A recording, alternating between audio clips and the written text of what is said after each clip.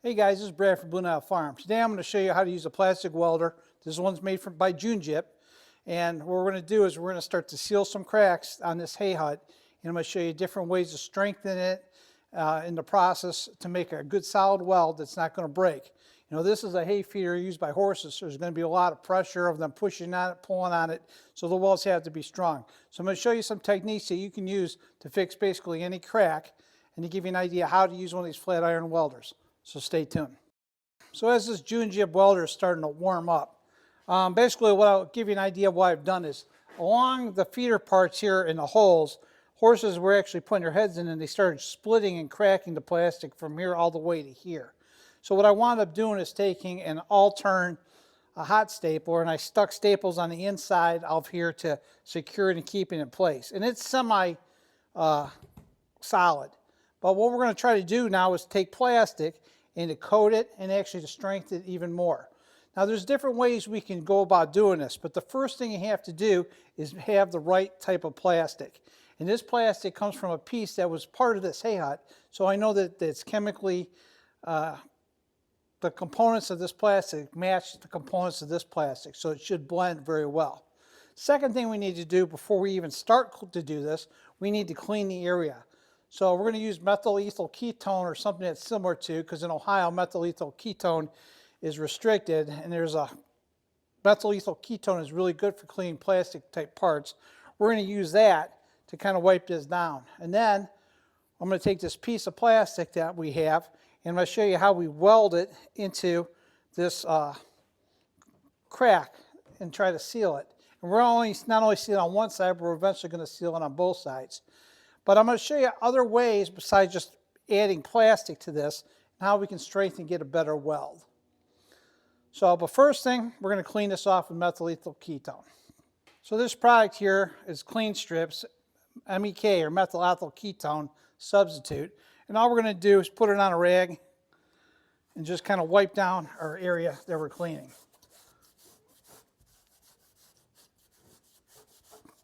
Once we have that area clean, that should help us with their bonding process. You know, my biggest thing right now is trying to get, I'm going to do both sides just to be safe. But right now we're going to do the outside.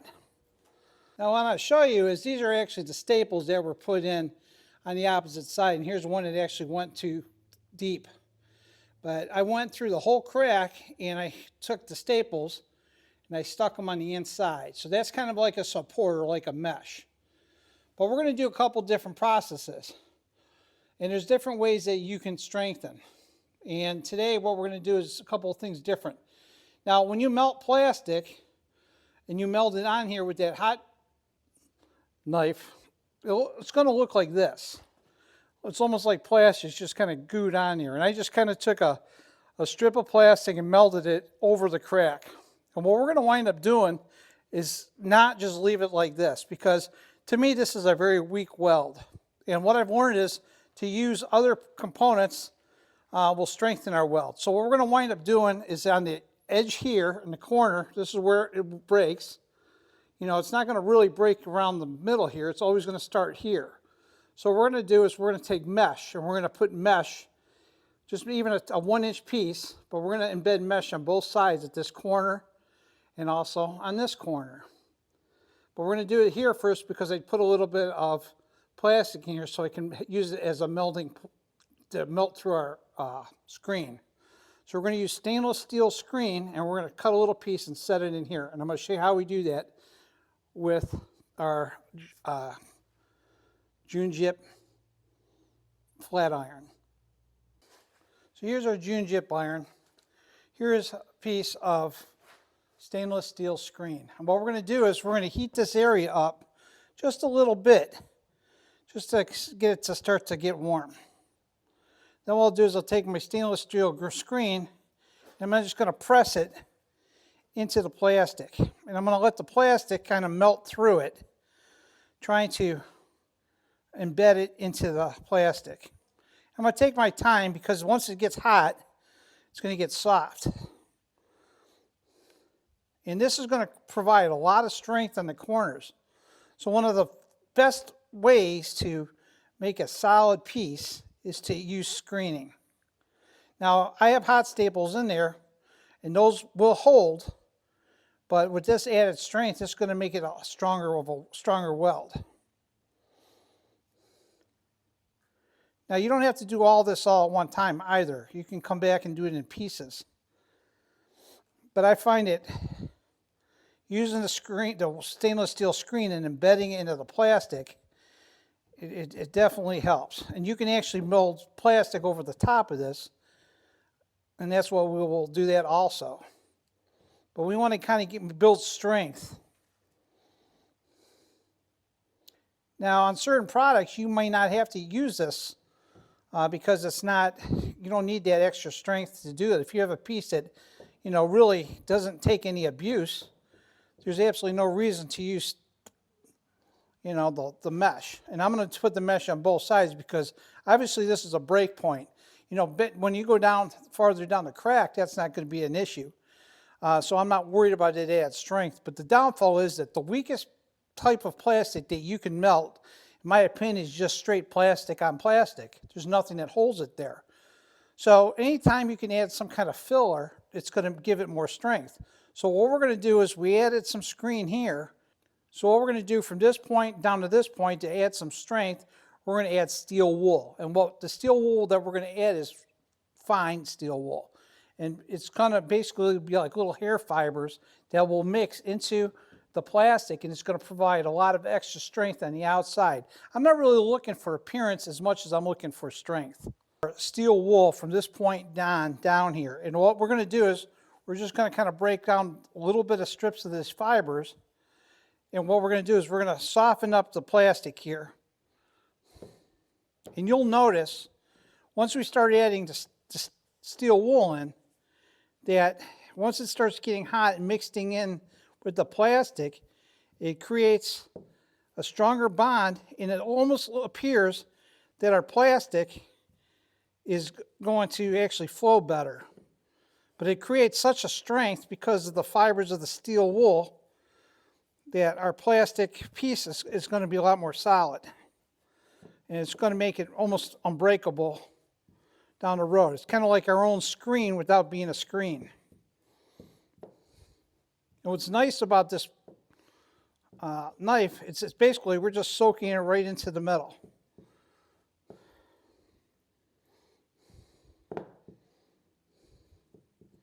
So as the plastic heats up, it's basically getting absorbed into the stainless steel wool. And you don't have to put tons of steel wool into this, but you do want to have those fibers, because those little fibers, once they're embedded, create that extra hole. It's kind of like a screen. And as you put the tip on, you can actually see the plastic melting right in and around the steel wool. And what I notice is that when you just put plastic down, it's just kind of like candle wax. There's really no bond to it. But once you apply the steel wool, it's almost like it lays better, and it seems like it seals better. It's kind of like that you're actually got better penetration and better holding power. And if you have a little bit of steel wool that feels a little bit kind of soft to your skin, it's probably not going to hurt it at all.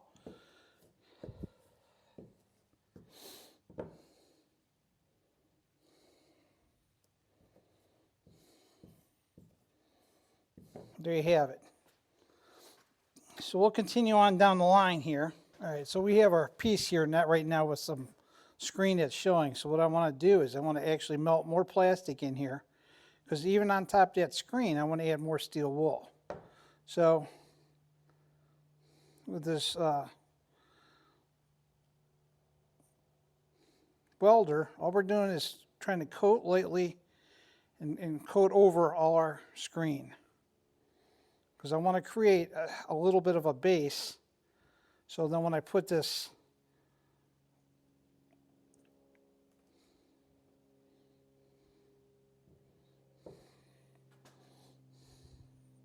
once I create a base and I put the steel wool on top, it's going to blend everything together, and it's actually going to make it even tighter, a lot stronger than just plastic. So I pretty much have enough plastic over top of it right now.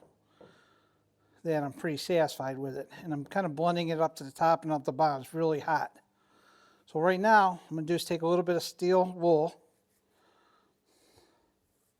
kind of spread it out. Like I say, you don't need a whole bunch of it.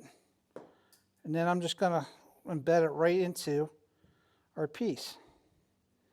And it's going to create extra strength all around it.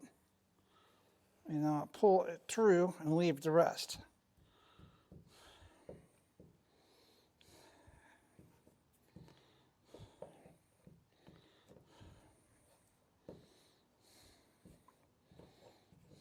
And to me, once you have all this done, steel wool, mesh, and plastic all together, once this hardens, especially if you do it on both sides, you're going to have a very strong piece, and it's probably less likely to break because it's not just pure plastic. It also has a binder material in there. And there you have it. And I would leave it at that and let it cool. So we'll do the same thing on the inside and work our way over, and this whole section will be completely done. So here's a piece that we need to do our welding. So we're going to do the same thing. We're going to put our screen here, and we're going to basically fill all these staple welds down here with plastic, and we're going to go to the end of the crack, and that'll be our first thing we do. Since we cleaned it, we're going to just take this plastic that I cut into a strip. And this is a very fat, thick strip that I took off of a piece. I just cut it, and I'm just melting it and kind of rolling into position. Just trying to get it like a filler material, so I actually have some material to work with. And I am filling the crack also as I roll with this. And I might not fill the crack as complete. And you know, you can't even call this like plastic welding in the sense that you're not laying down a bead per se, but you are filling it, kind of like packing it and filling it as you go with hot material. Now it may be faster to blow a bead in here, but again, we're also using other material, not just plastic, to strengthen our product. This knife works, this heating utensil works so well. You know, I'm pretty happy with it. And I think it's a little bit more efficient than the Harbor Freight unit made by Chicago Electric. This thing just burns hot. It has a bigger tip to it. And just smooths the part out really well.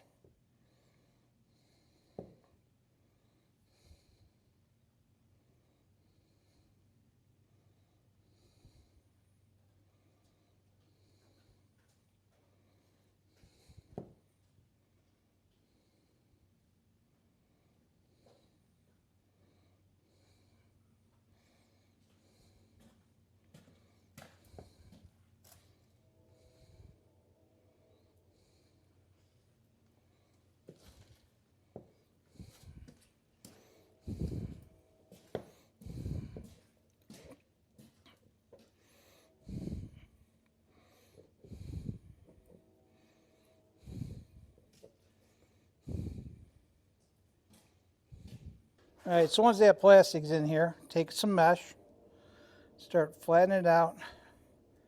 We're going to do is meld it into the seam.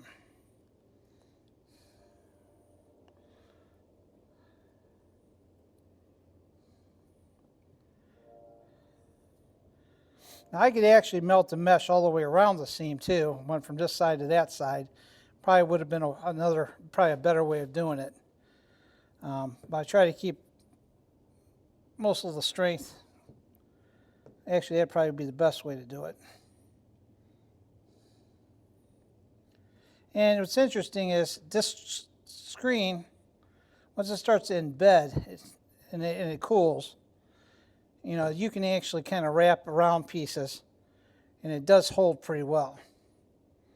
So it's usable. It's not like so stiff that you can't move it around. And I'm not really putting much pressure to it. I'm just kind of letting melt it into plastic and pushing it in. Because once I embed this in here, it'll start to hold once it cools. Sometimes you can actually embed it and hold it in with, say, a screwdriver until it cools and it'll hold in its position.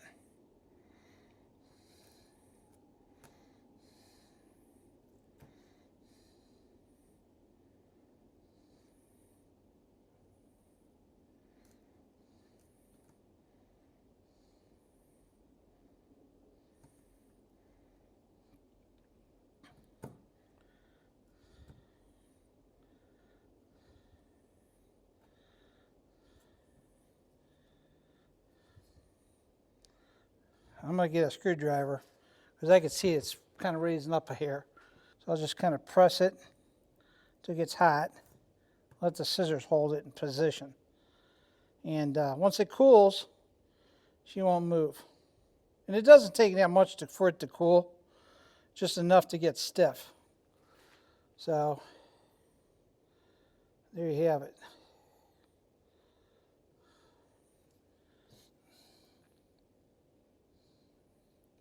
What's nice is there's nothing that you're doing that you can't fix. So once you embed it in there, all you have to do is more plastic. But right now, on both sides, we've actually have a lot of strength now. Just with that meshing for a hairline crack, we've already extended past that crack. And then once we coat it, put some steel wool on it, that whole thing's going to be really a tight piece. So now we're going to do the same thing we did on the other side. We're going to heat this up. But that was just pure plastic. Start adding steel wool and strengthen our welds. My suggestion is anytime you can add steel wool, like if I was fixing a water bucket that has a crack in it, or say a chair, and if I didn't choose not to use the steel mesh, I would always use the steel wool. You know, even steel wool, the finer it is, I think the better it is, because it's easier for it to embed into the plastic. You know, and I'm just kind of throwing it on here. I'm just going to embed it and let it soak in with the heat.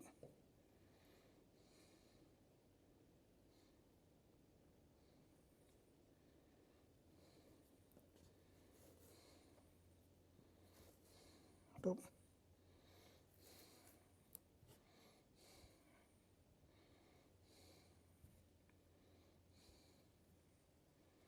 If you ever try to put your finger on steel wool and you try to separate it, it's kind of like actually wool itself, where, you know, it's harder to poke your finger through. Those fibers are very strong. And once you have those fibers embedded in the plastic, you know, you're creating such a good strength of that piece that really makes a difference. You have to just spread it out a little bit.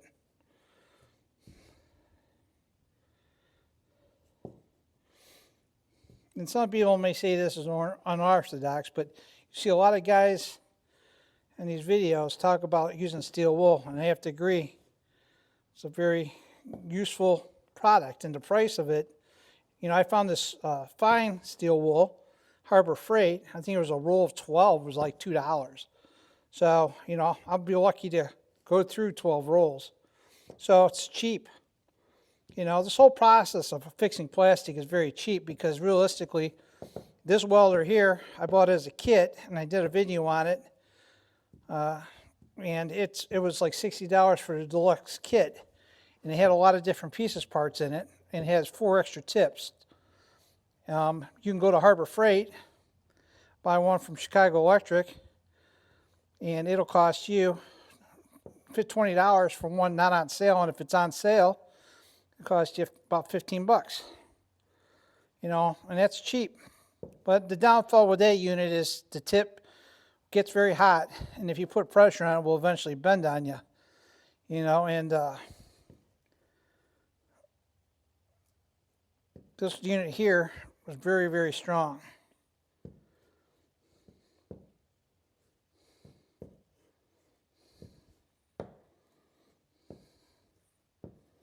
So once you have it all melded in, and you can feel the hairs, but as you see, you actually can glide across there. So what's nice with the steel wool, because you have to kind of meld it into the plastic, you really get a lot of a solid contact where this stuff is actually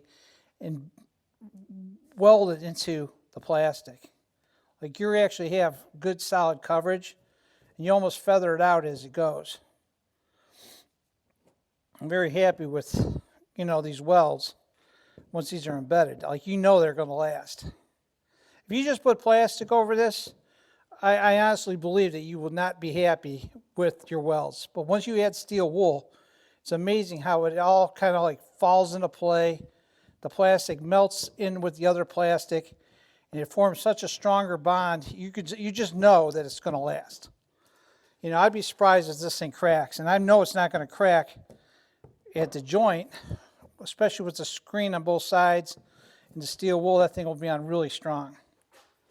So, but that's pretty much where we're at right there. So all I need now to do is do the same thing I did last time. Add more plastic to this piece, and then we'll put steel wool on and we'll be done.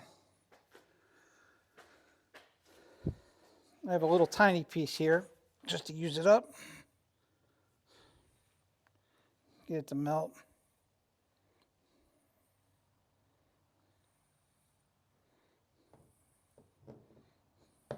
Yep, busted.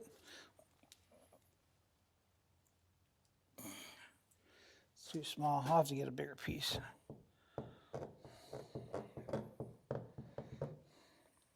Plastic. Here's a little scraggly piece I just kind of cut off the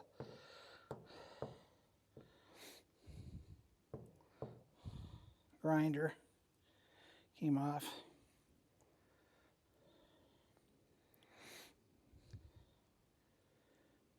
Definitely the key to a lot of this is get the right plastic to blend in. And even if you could steal a piece from a part that you don't normally use, will help you. But this project here, I'm doing over 15 foot of plastic, and so I have a lot of cracks in this, and I'm going to need a lot of surface area. So there's a piece on this that normally is on the top, is like a lid, and I'm not using that no more. So I took that off. So there you have it. I kind of coated over the screen itself, but we're going to add steel wool over top of that to make it super duper strong. And then we'll be good to go, and we'll be done with this section. And then the only thing I need to do on this side is actually go on the inside and do the inside of the cracks the exact same way. But these are this is basically how I'm doing all my welds on these pieces. And I know that they're going to hold and they're going to last. And this piece that I'm doing right now is almost 2 feet worth of welding, that we're just doing on one side. My problem is I let this go too long, and that's why I'm fixing it now. But this hay hut is over $1,000. $1,000 to buy a new one. So it's worth my time and money to use this cheap equipment to do a quick fix and get it back into production versus scrapping it and buying another one.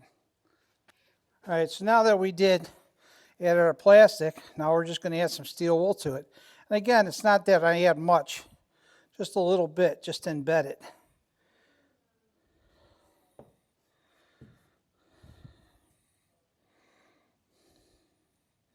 Just melt it in over the top. And then this will seal it in, and then we'll be done.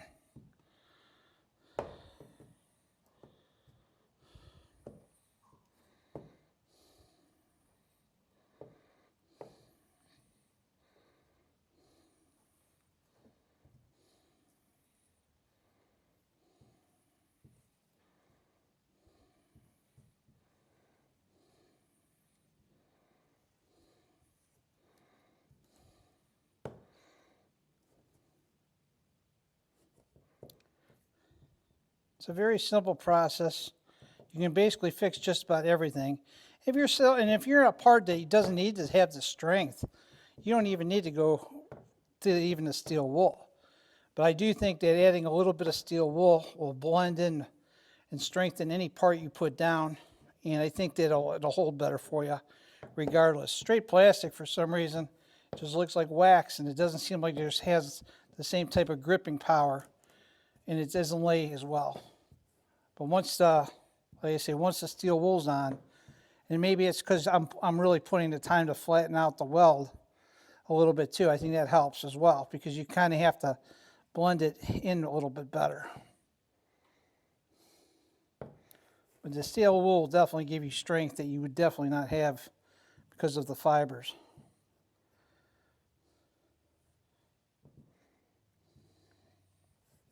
Now, if you have a part that you're looking for aesthetics, I would say to put the steel wool on the side that you don't have to worry about the aesthetics, and then maybe smoothly coat the top of it on the other side. But because this is for horses, aesthetics is not something I care about. I'm worried about strength.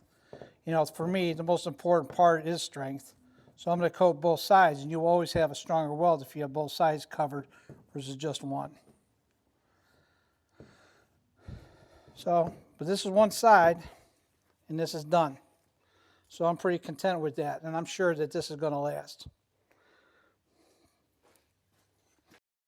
Hey guys, that was just a quick example of how I use these hot irons to really put down and secure plastic on plastic parts to make them strong. So remember, you know, if you just do straight up plastic, you're not going to have the strength.